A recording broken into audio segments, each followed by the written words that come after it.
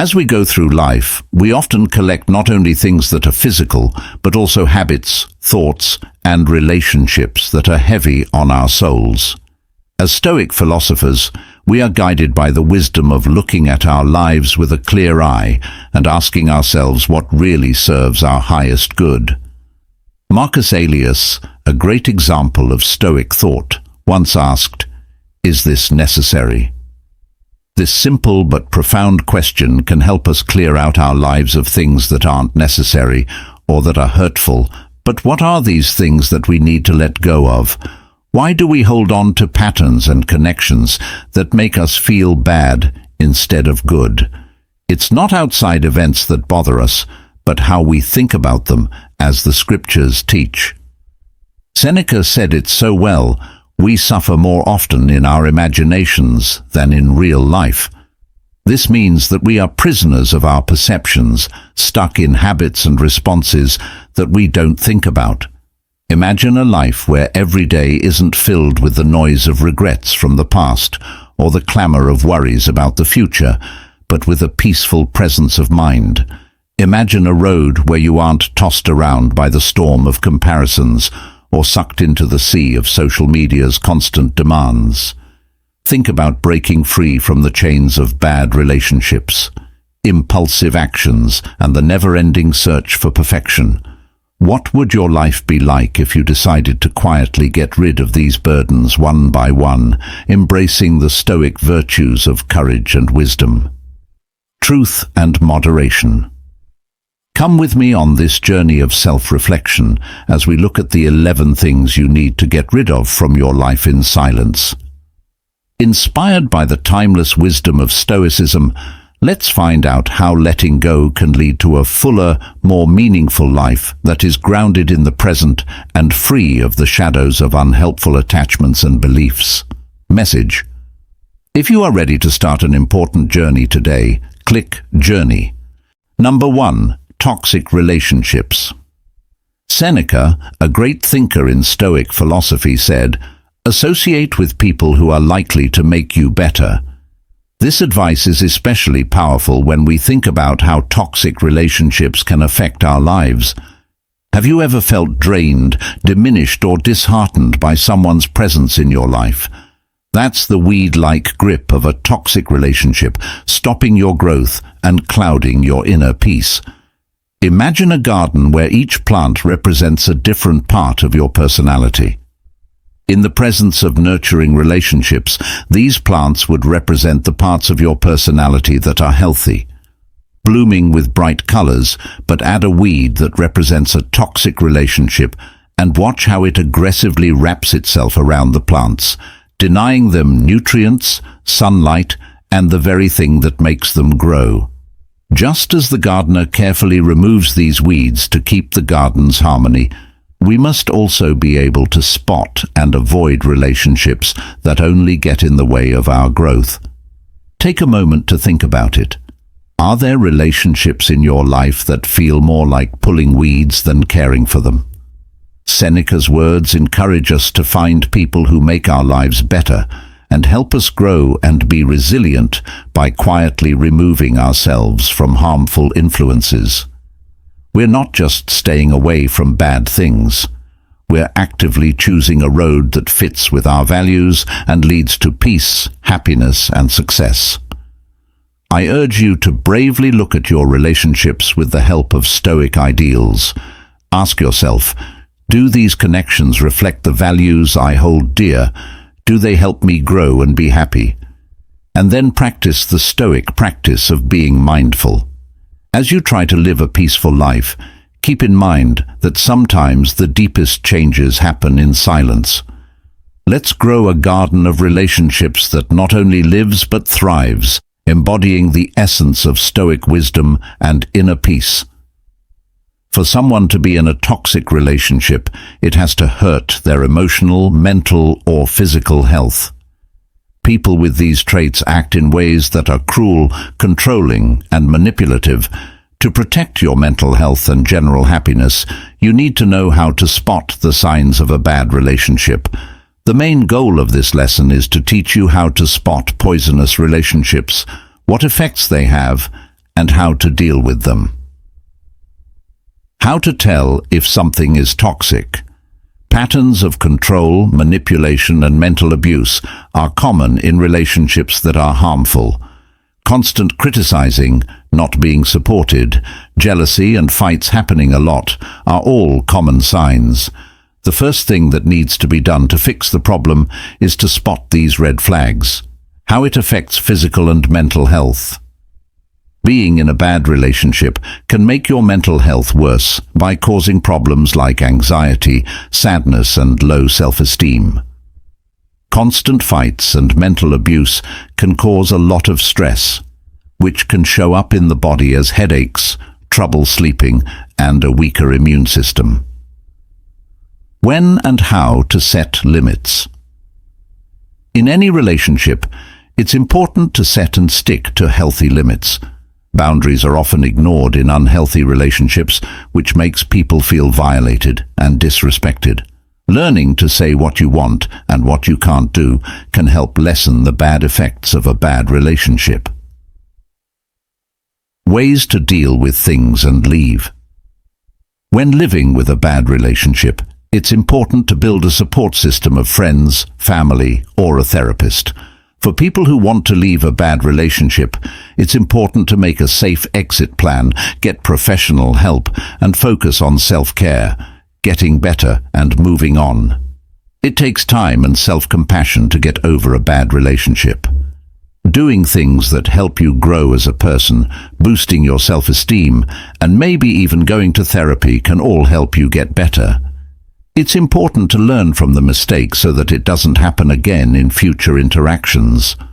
The first thing you need to do to get out of a toxic relationship is to understand how they work.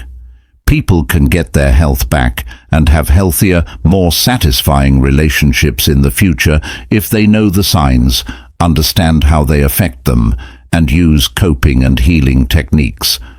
Remember that putting your mental and emotional health first is not only important, but it also shows that you are strong and value yourself. Number 2. Reactions on the spot. A successful businessman once faced a big crisis when an important deal fell through at the last minute.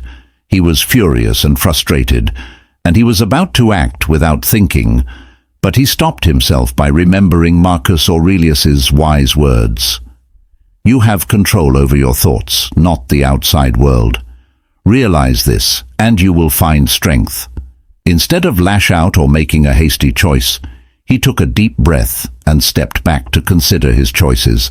This calm moment of pause changed what could have been a disaster into a strategic shift that led to greater success in the future. This story is more than just a story. It shows how powerful it is to control our responses. How often have we felt bad about a quick choice we made, like a harsh word spoken in anger or a hasty choice about money? What happens when you act without thinking? Move through our lives. Marcus Aurelius isn't just giving advice, he's also showing us how to become stronger on the inside. By controlling our urges, we can avoid regret and deal with life's difficulties in a more thoughtful and deliberate way. How do we grow this practice, though? It starts with being aware of yourself. Ask yourself, what makes me act impulsively? Is it fear, anger, or a sense of injustice? Identifying these triggers is the first step to regaining control.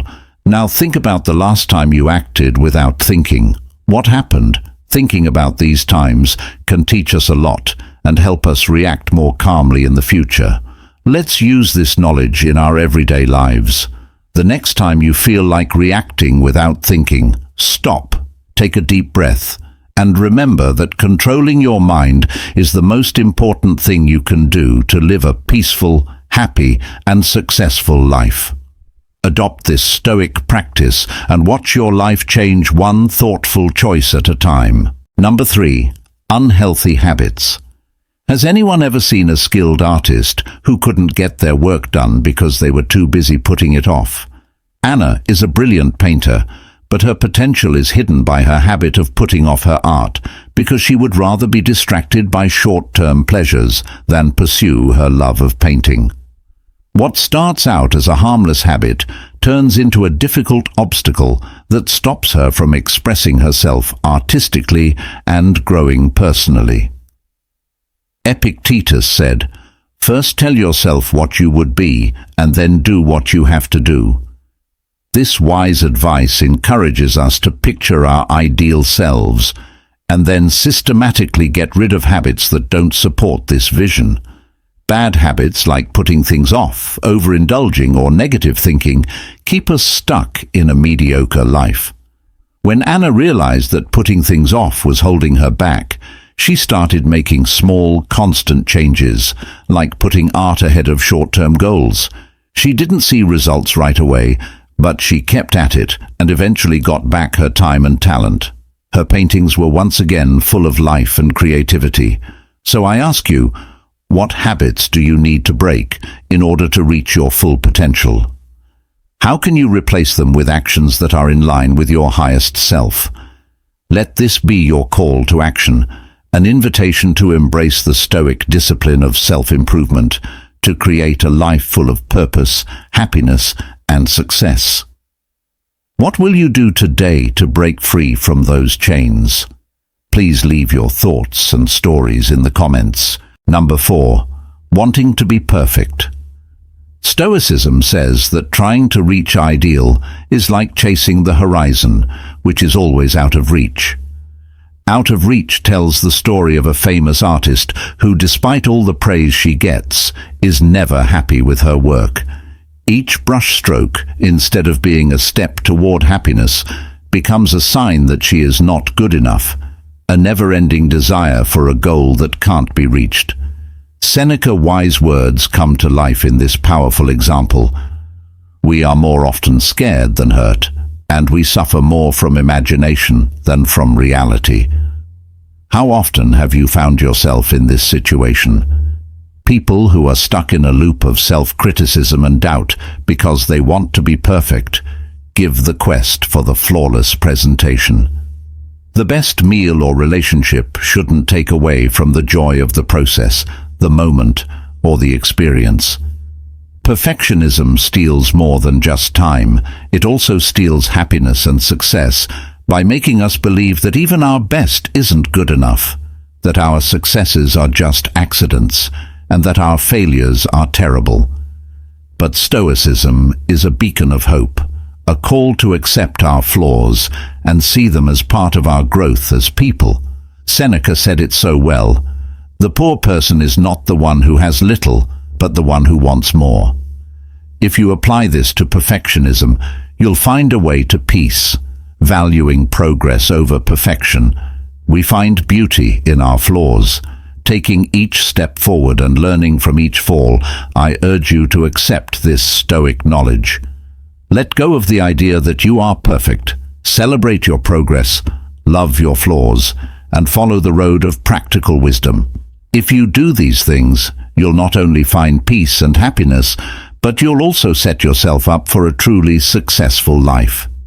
Perfectionism is a personality trait that means wanting to be perfect and having very high standards for yourself. People with this trait often have negative thoughts about themselves and are worried about how other people will judge you. Fear of failing can be both good and bad. On the one hand, it can push people to do their best, but on the other, it can cause stress, worry, and a crippling fear of failing. In today's busy and competitive world, trying to be perfect can get in the way of your own growth and happiness. This lesson goes into more detail about perfectionism, showing how it can hurt you and giving you ways to deal with and lessen its bad effects. How to understand perfectionism and its different forms. Positive perfectionism is a healthy drive for greatness, in which people set high standards but keep a balanced view, which leads to happiness and personal growth. Negative perfectionism. People with this type of perfectionism are afraid of failing, criticize themselves too much, and can't be happy with what they've accomplished. This can lead to stress and mental health problems. What happens to your mind and body? Mental health. Stress, depression, and burnout are all mental health problems that are closely linked to perfectionism. Setting goals that you know you can't reach can make you feel bad about your own abilities and lower your self-esteem. Physical health. Being too focused on perfection can cause long-term worry, which can lead to a number of physical health issues such as headaches, stomach problems, and trouble sleeping. The part of outside factors. Expectations from culture and society. Society often sets impossible standards for things like relationships, careers, and how you look. This is made worse by social media, which shows edited versions of truth that can make the pressure to be perfect even stronger. Family dynamics. Children can pick up perfectionism from their parents' standards and the way they act, which can create a cycle of perfectionism that lasts for generations. Seeing and fighting perfectionism in your thoughts. Self-awareness. The first step to change is to become aware of your perfectionism. One way to do this is to recognize all or nothing thought, overgeneralizing, and catastrophizing. Cognitive restructuring means questioning and reframing these thoughts in order to lessen their effect. Techniques that work include questioning the proof for and against a thought and looking at things from different points of view. Tips for dealing with perfectionism. Setting realistic goals. Break down big chores into steps that you can handle and make goals that you can reach while still having room to change your mind and learn from your mistakes. Accepting your faults. Be kind to yourself and know that making mistakes and having setbacks is a normal part of learning. Not just the end result, but also the work you've made. Striking a balance between striving and accepting yourself. Aim for greatness without letting the fear of failing stop you. Understand that being perfect is just a goal and not a must for happiness or success. Many people think that perfectionism is a good trait, but if you don't deal with it properly, it can cause a lot of mental and physical problems. People can live healthier, more fulfilling lives if they understand where the drive for excellence comes from, are aware of its effects, and use strategies to balance it with acceptance of human limits.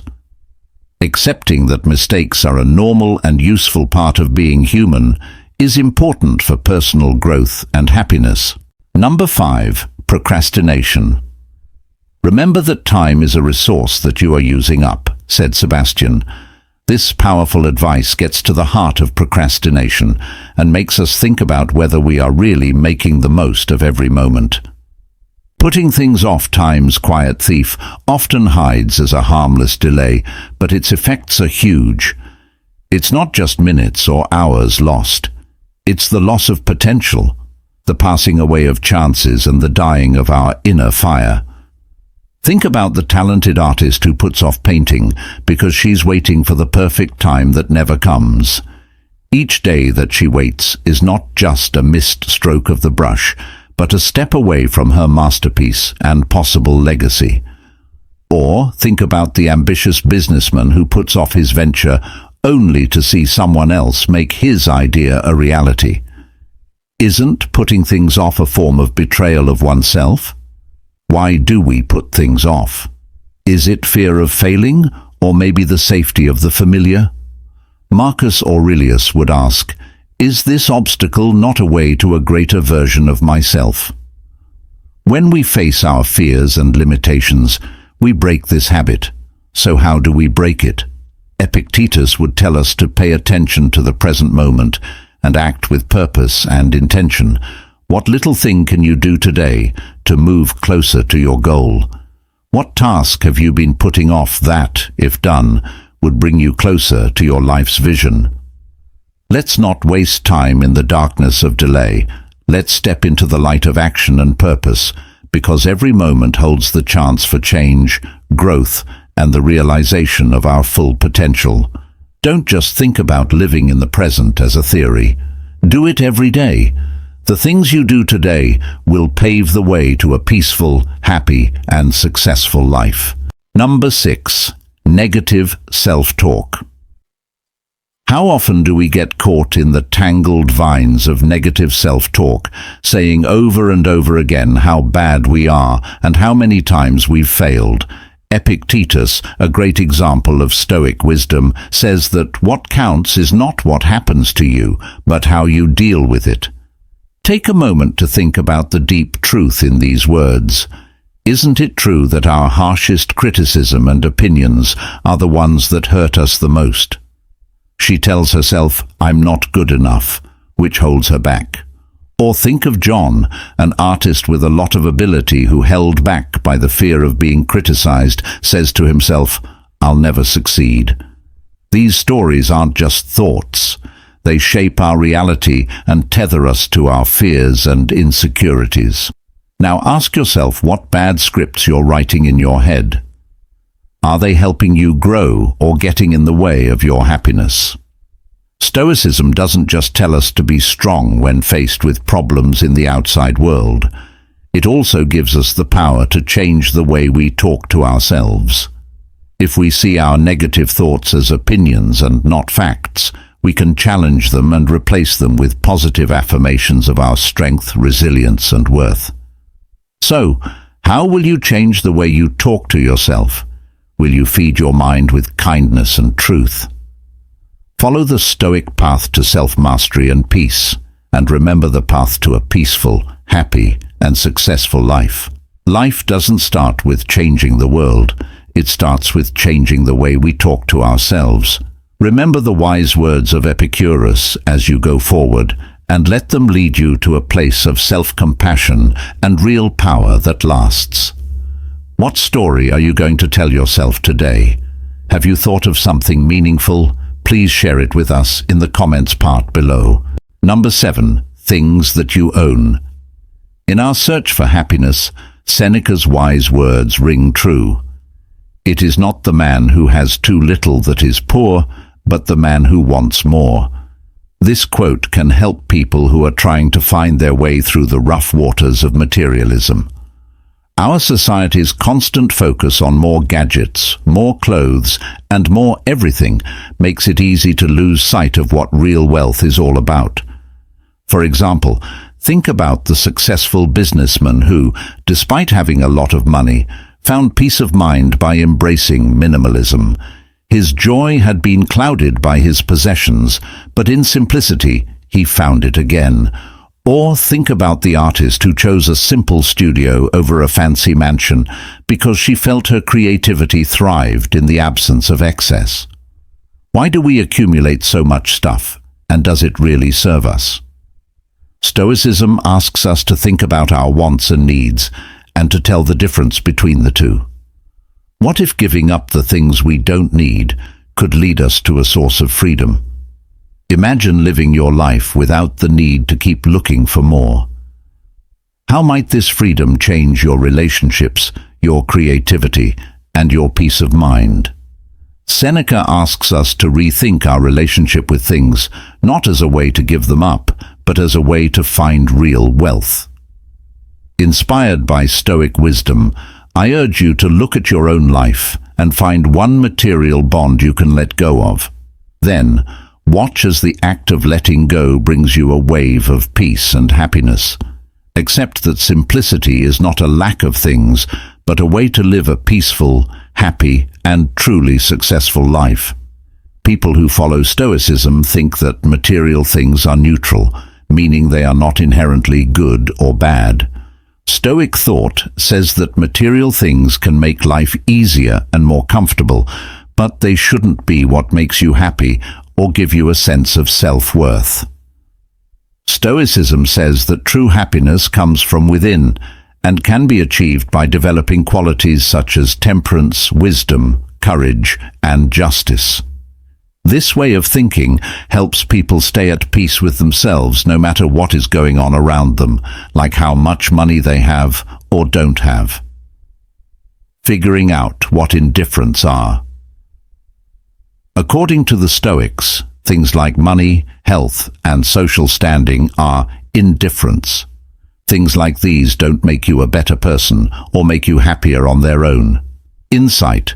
Don't worry about getting more stuff. Instead, focus on what really matters: ethics and character, getting away from material wealth.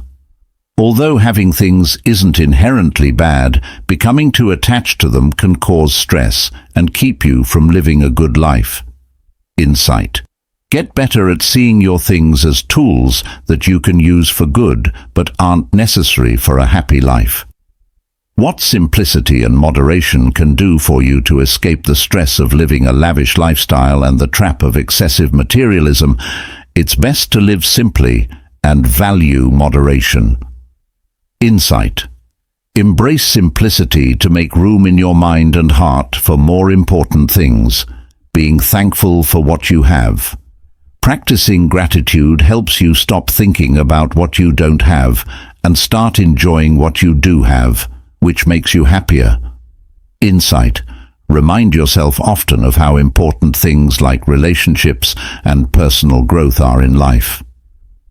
Being smart about money wealth should be used in a way that is consistent with ethics, like to help others and support good causes. Insight. If you use your money wisely and generously, instead of for your own pleasure, it can help you do good things. According to Stoicism, things are neutral. How they are used determines whether they are used for good or bad. Focusing on inner ideals and keeping a healthy distance from material wealth are two ways to find true peace and live a full life. The Stoic ideal of living in peace with nature and reason is supported by being simple, thankful, and smart about how you use your resources. Number 8. Social media addiction. As we go through modern life, we come across many tools and distractions. One of the most common is social media. This digital world is meant to connect us, but it often makes us unhappy and takes our attention away from what's important. The Stoics, on the other hand, were very focused on virtue and inner peace. When we feel calm, we might ask ourselves, does this serve my highest good? Imagine for a moment that Alex was a hard-working professional and a loving parent who found himself constantly drawn into the endless scroll of social media. His evenings, which used to be full of family time and personal hobbies, were becoming more and more dominated by the glow of his smartphone screen. Does this sound like something you've experienced?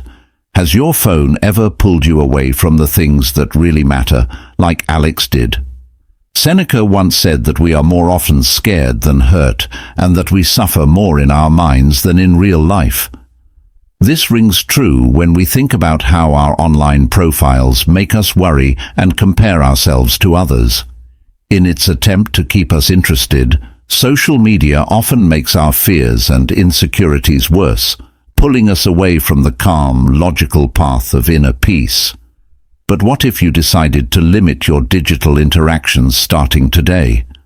What if, like Alex, who set aside tech-free hours at home, you rediscovered the joy of being present, the richness of the real world, and the depth of face-to-face relationships? Let's follow the Stoic advice to focus on self-control and presence.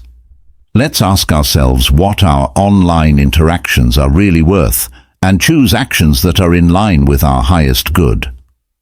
By doing this, we not only honor the wise advice of Stoicism, but we also pave the way for a life full of real connection, deep satisfaction, and serene happiness. So I invite you to think about how you can change your digital habits to create a life full of real engagement and profound peace. Social media has become an important part of our lives in the digital age, giving us a way to connect, have fun, and get information.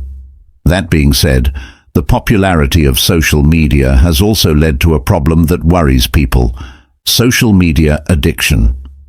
People with this addiction use social networking sites way too much and can't stop. This can hurt their mental health, productivity, and general health. To live a peaceful and healthy life, you need to understand and deal with this addiction. Understanding the definition of social media addiction. Someone who is addicted to social media spends too much time on it and forgets to do other things in their life. Checking social media platforms over and over again, feeling nervous when you can't get to them, and spending more and more time online are all signs. The effects on the mind and body mental health.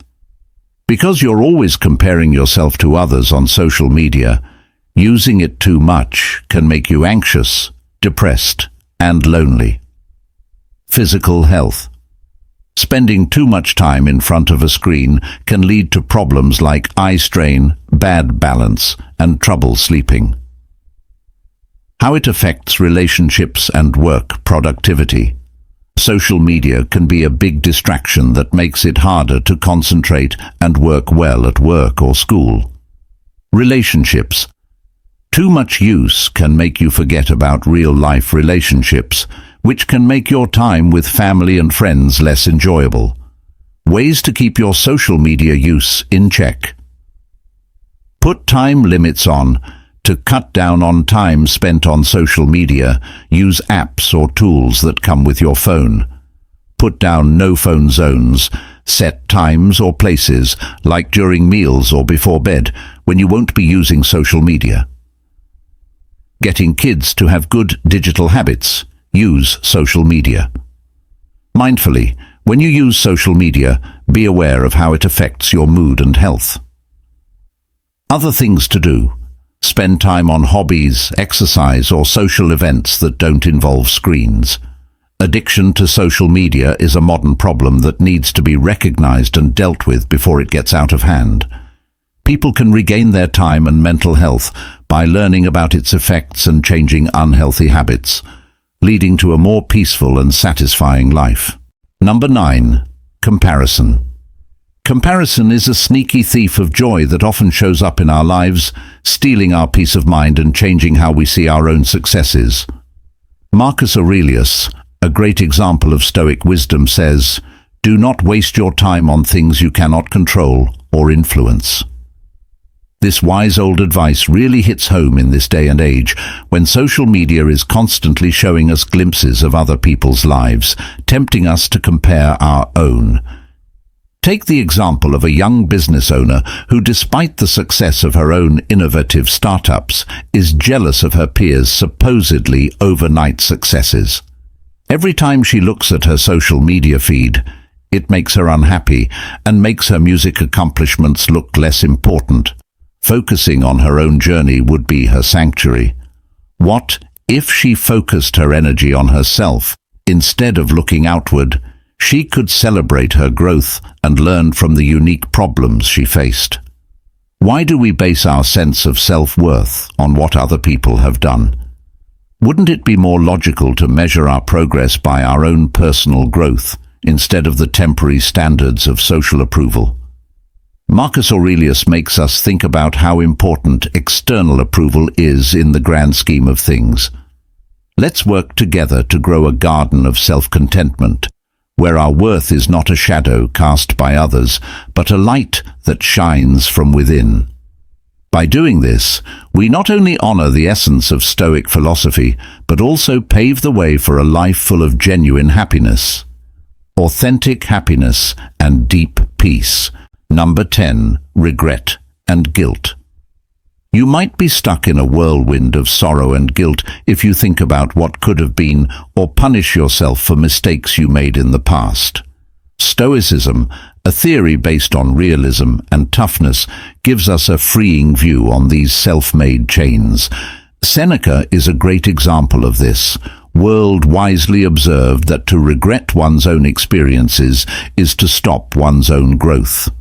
Think about how much of your precious present is taken up by the shadows of yesterday. Stoicism doesn't ignore our past, but it encourages us to think constructively about it. It makes us ask, what can I learn from this, instead of, why did this happen to me?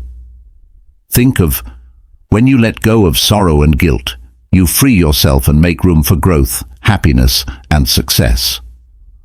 One more famous Stoic philosopher, Marcus Aurelius, said, Do not dwell in the past. Do not dream of the future. Concentrate your mind on the present moment. This idea really hits home for me. When we're caught up in regret from the past or worry about the future, how often do we miss the beauty of the present? I believe that if we want to be stoic, we need to train our thoughts so that regret and guilt are not obstacles but guides for. As you go through the complicated parts of life, remember that every moment is a fresh start, a chance to make your life different, free of worries and full of possibilities. We all feel regret and guilt from time to time, and they can have big effects on our lives and health. Regret usually comes from feeling like you lost chances or didn't do something, which makes you feel disappointed about the past. On the other hand, guilt is a moral feeling that comes from thinking that we have broken our own or other people's morals, which makes us feel bad about ourselves. Both feelings are important to our mental health because they can push us to make things right, learn from our mistakes, and stop doing wrong things in the future. But if you don't do anything about it, regret and guilt can cause long-term stress, sadness, and a bad view of yourself. Stoicism has a lot to teach us about how to deal with our feelings and turn them into things that help us grow and be stronger. 1. Take note of your feelings.